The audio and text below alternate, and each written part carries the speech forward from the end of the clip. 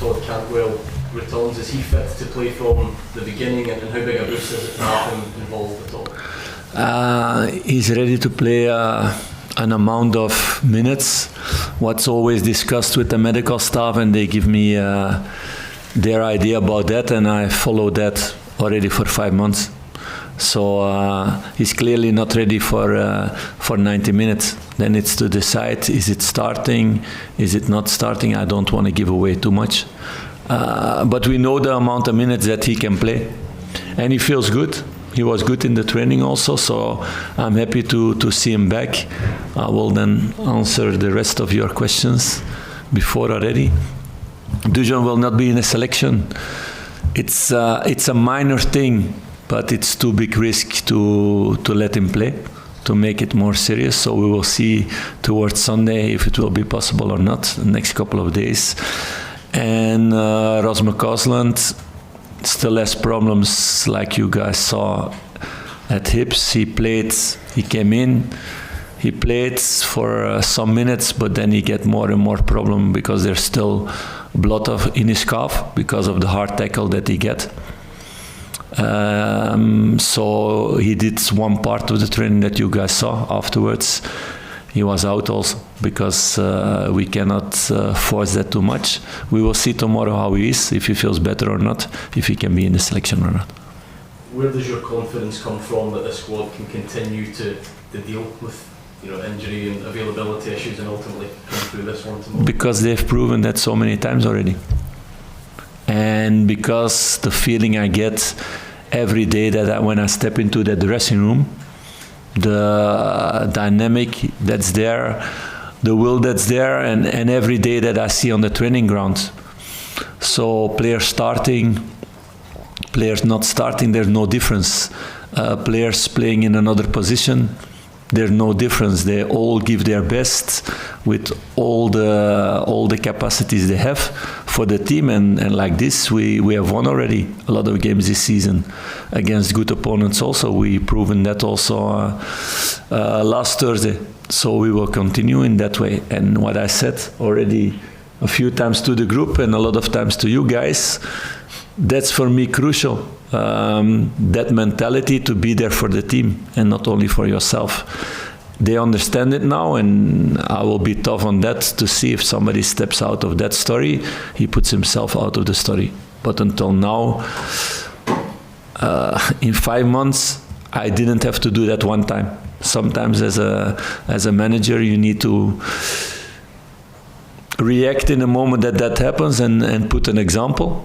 But they didn't give me a chance for that until now. The home advantage, in what way does that change the game, or in what way do you expect a similar challenge to what you faced last week? I don't know if it will change the game that much. We will see. It's also not so important to change the game because we played a really good game in Benfica, and we could have won that game also. Because if you don't get this penalty against before halftime, it's maybe another game. But those are the circumstances you don't have control of. What will help a lot is our fans are amazing. They give so much energy to the team, and that can help to go above your level, to make this final sprint, to block a shot, to make a decisive action. That you have this extra energy.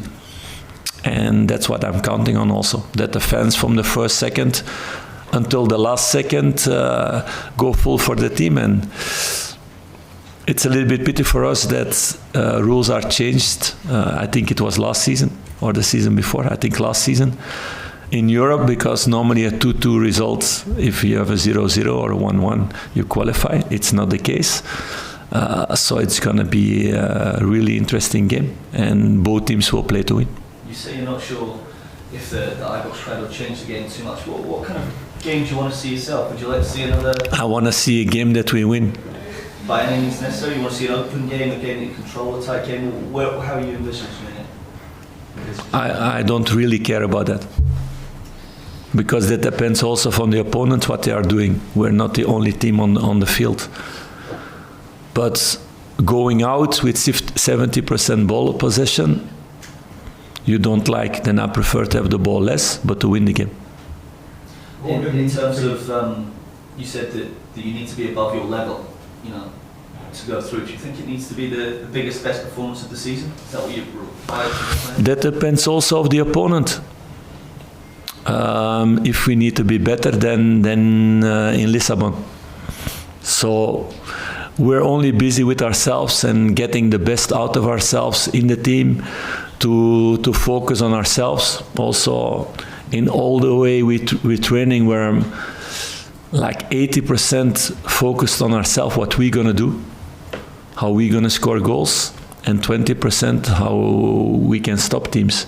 Of course, against a team as Benfica with all their qualities, you need to have a lot of attention because they have so many players who can make the difference. So all the players need to know every detail.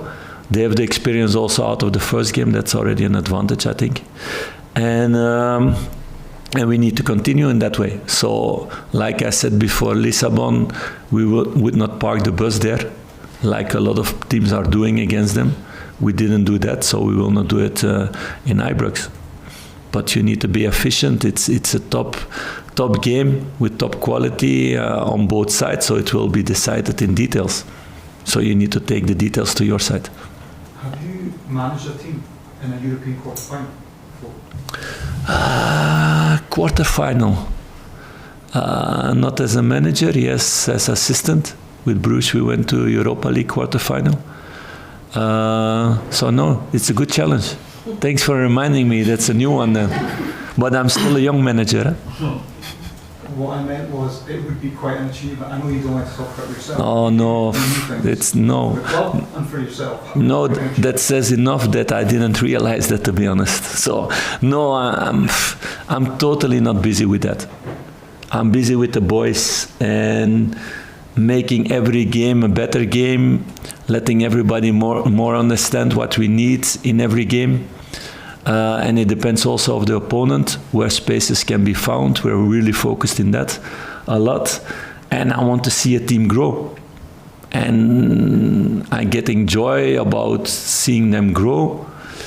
I get joy out of seeing our fans getting excited, like it is now. It's crazy that you can sell your stadium 3 times when you have 51,000 people. So those are the exciting things, not that I get a quarter-final or a semi-final or whatever. It's not so important for me. You've talked about the quality and the resources that Benfica have got. In terms of the challenge to you and your coaching staff, have you treated these 2 games any different from a normal league game, for instance? Was it different, Tev? No. No, if we play against Dumbarton or we play against Benfica, the preparation is the same. Of course, there are different details where you focus on with the team because you expect some scenario in the game and how they play and how we need to play and where we can find spaces. But the preparation is never different, never. If I can perhaps ask James a question. Yeah, of course. He will be happy with that because he was afraid that he would not get questions today. Oh, I'll be chilling. Since Steven Gerrard came, not just the number, the quality of games Rangers have been playing in Europe, obviously you've get used to that. In terms of your leadership role, do you find that you're having to, your guys that come into the club, prepare them to step up a gear, or do you think they've already been introduced to that as part of the package of playing for Rangers? Yeah, I think it comes part of the package. On the recruitment side of recruiting talented players to fit in that environment because we want to play in European football every season. And it's the way we train every single day that prepares us for the games. So all the squad I know are all ready for these competitions, and these competitions always suit us really well because it's always an open game. And yeah, the boys are just hungry to succeed, and that's what we've really been at on each other from the start, is pushing each other every single day, and when these games come, make sure we deliver on the pitch.